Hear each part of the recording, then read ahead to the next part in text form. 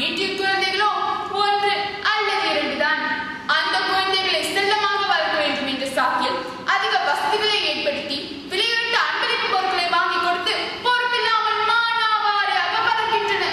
இப்படி வளரும் குழந்தைகள் பெற்றோரின் நேரடி பராமரிப்பும் கண்காணிப்பும் இல்லாமல் வளர்கின்றன. குடும்பத்தில் உள்ள பண புழக்கத்தின் காரணமாக தான் செல்வ வளமிக்க வாழ்க்கை சூழல் ஏற்படுகின்றது. இந்த செல்வ வளமிக்க வாழ்க்கை சூழல் இன்னும் மிதப்பில் தான் என்ன ஒருவித மிதப்பில் தான் நம் இளைஞர்கள் வளர்கின்றனர், மிதக்கின்றனர். நண்பர்களே, இந்த மிதப்பு என்னவென்றால் தனக்கு கிடைத்த செல்வங்கள் மற்றும் சிறப்புகள் அதனால் ஏற்படும் அலட்சிய போக்கு. இந்த மிதப்பை இந்த அலட்சிய போக்கை ஏற்படுத்துவதுதான் இந்த செல்வ வளமிக்க வாழ்க்கை சூழல். அதனால் தான் சூழலே ஏகாரம் போட்டு உறக்க கூறுகின்றோம். நமது இளைஞர்களின் இந்த மிதப்பு தான் படிப்பை தடுத்து பார்த்துக்கலாம்லா என்கின்றது. இந்த மிதப்பு தான் காலத்தில் செய்ய வேண்டிய கடமைகளை தடுத்து ஆற போட்டு பார்த்துக்கலாம்லா என்கின்றது. இந்த பார்த்துக்கலாம்லா என்ற அலட்சிய போக்கில் வாழும் இளைஞர்களுக்கு மீனை திங்கத்தான் தெரியுமே வழிய மீன் பிடிக்க தெரியாது. அவர்களை மயக்கி சிந்திக்க விடாமல் சோம்பேறிகளாக ஆக்கிவிட்டது. இன்று நம் நாட்டின் கல்வி நிலையங்களில் படிக்க திறமையான மாணவர்கள் கிடைக்காமல் போய்விட்டனர். இன்று 97,000 எவ்வளவு 97,000 வெளிநாட்டு மாணவர்கள் சிங்கப்பூரில் படிக்கிறார்கள். அதனால் தான் தலை சிறந்த கல்லூரிகளில் தலை சிறந்த மாணவர்களாக சிங்கப்பூர் மாணவர்கள் தேர்ச்சி பெறாமல் வெளிநாட்டு மாணவர்கள் சிறப்பு தேர்ச்சி பெறுகிறார்கள். இந்த செல்வ வளமிக்க சூழலினால் தனிப்பட்ட இளைய சமுதாயத்தை பற்றி எமது 2ஆம் பேச்சாளரும், பணத்துக்காக ஆலாபருக்கும் பெற்றோரை பற்றி எமது 3ஆம் பேச்சாளரும், எமது 4ஆம் பேச்சாளர் எங்கள் உரையை தொகுத்துரைத்து உங்கள் உரையை கற்றுத்தெரிந்து நிறைவாக நிறைய பேசி விடைபெறுவார். நான் என் உரையை முடிப்பதற்கு முன் உங்களிடம் சில கேள்விகளை கேட்கிறேன். 11 வயதினரிடம் கருவறை பரிந்துரைக்கிறதே, அதற்கு காரணம் என்ன? வெளிநாட்டு மாணவர்கள் கேம்போடியா போன்ற ஏழ்மையான நாடுகளுக்கு செல்லாமல் சிங்கப்பூர் வருகிறார்களே, அதற்கு காரணம் என்ன? விளையாட்டுத் துறையில் நமது சிங்கப்பூரர்கள் சாதனைகள் புரியாமல் இருக்கிறார்கள், அதற்கு தான் காரணம் என்ன? கேள்விகள் இங்கே, பதில் எங்கே? நன்றி, வணக்கம்.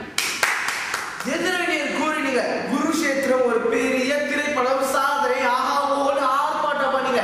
ஏங்க தகவல் தொழில்நுட்பம் கோடி கண்டிப்பா குமி காலத்தில் இப்போதான் ஒரு தமிழ் திரைப்படம் இங்க வெளிவந்ததுன்னா அது சிங்கப்பூர்களுக்கு ஒரு அவமானம், சாதனை அல்ல வேதனை.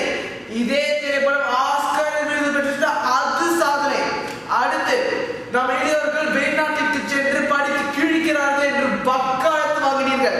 ஏங்க இங்க படிக்க முடியாம இங்க படிப்பதற்கு தகுதி இல்லாமல் வெளிநாட்டிற்கு ஓடுகின்ற இந்த கோழைகளை பார்த்து நீங்க வக்காலத்து வாங்குறீங்களா?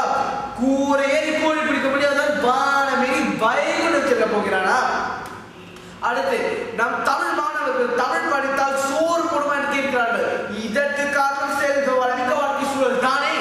இங்க ஒரு செல்வ வளமிக்க வாழ்க்கை சூழல் இருப்பதால் தான் நம் சிங்கப்பூர் மாணவர்கள் தமிழ் சாதனை புரியாமல் சாதனை புரிவதற்காக ஒரு தமிழ் மொழி வாரியம் வந்திருப்பது என்று நீங்கள் மறந்துகிறார்கள்.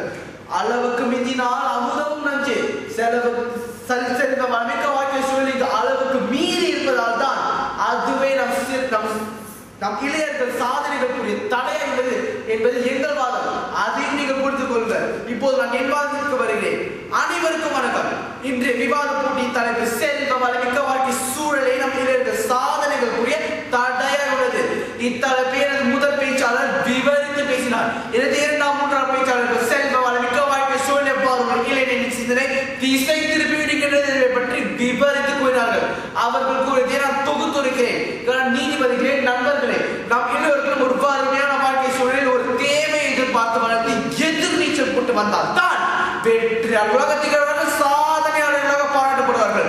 ஆம் நண்பர்களே, நாம் எல்லோருக்கும் பசி, பட்டினி, வறுமை, பஞ்சம், மின் தட்டுப்பாடு, வெள்ளப்பெருக்கு, சூறாவளி காற்று போன்ற அடிப்பட்டு வாழ்ந்தால் தான் அந்த ஜப்பானிகளை போல் சாதிப்பார்கள்.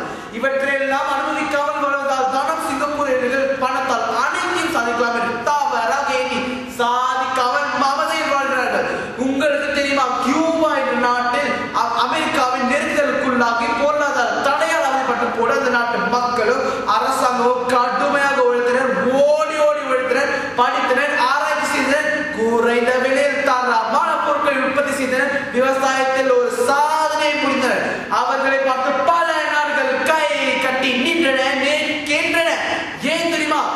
உலகத்திற்கே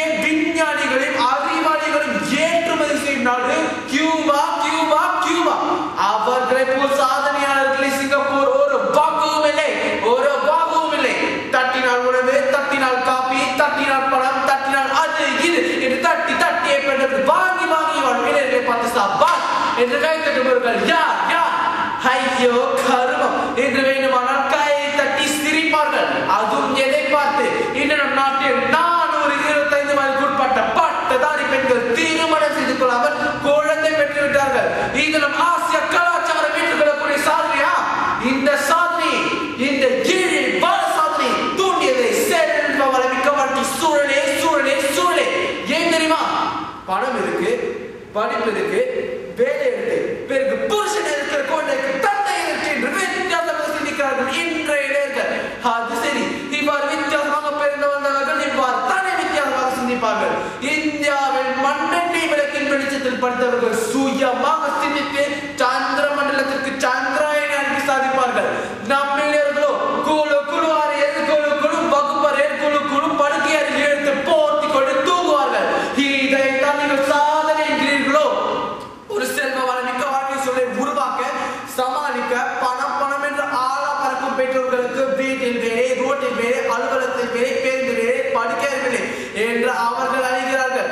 வீட்டில் கண்காணிக்க யாரும் இல்லாதாலும் ஒரு செல்வ வளமிக்க வாழ்க்கை சூழல் கிடைக்கக்கூடிய நேரம் வீணாக்கும் சாதனங்கள் வீட்டில் நிறைய இருப்பதால் நாம் இளைஞர்களுக்கு கொஞ்சம் கூட சிறிது கூட கடுமையாக உழைத்து சாதிக்க வேண்டும் என்ற எண்ணம் ஏக்கம் வெறி தோன்றுவதே இல்லை. நேரத்தையும் பணத்தையும் வீணாக தோன்றுகிறது. இவ்வாறுதான் ஒரு சிங்கப்பூர் ஒரு மாட்டை வாங்க இந்தியாவுக்கு சென்றான். அங்கு ஒரு இடம் மணி என்று கேட்டான். அவன் பக்கத்தில் இருந்த மாட்டின் விலை தூக்கி பார்த்து விட்டு 10 மணி என்றான். ஆஹா, கடிகாரம் உள்ளமான நினைத்துக் கொண்டு மாட்டின் விலையை கேட்டான். அவன் 10,000 என்று கூறினான். இவன் 20,000 கொடுத்து விட்டு மாட்டை சிங்கப்பூருக்கு ஓட்டி வந்தான். நீங்க மணி பார்க்க மாட்டின் விலை தூக்கி தூக்கி பார்க்க ஒன்றும் தெரியவில்லை. என்ன மாட்டின் விலை முறுக்கி பார்த்தான். விட்டுச்சே பாருங்க ஒரு போதை எங்கேயோ போய் விடுதான். இவ்வாறு தான் நம் சிங்கப்பூரில் சுயமாக சிந்திக்காமல் கஷ்டப்படாமல் சுலபமாக அனைத்தும் கிடைக்க வேண்டும் என்று எண்ணி தாங்கள் நேரத்தில் தங்கள் பெற்றோரின் பணத்தை வீணாக்குகிறார்கள். இவ்வாறு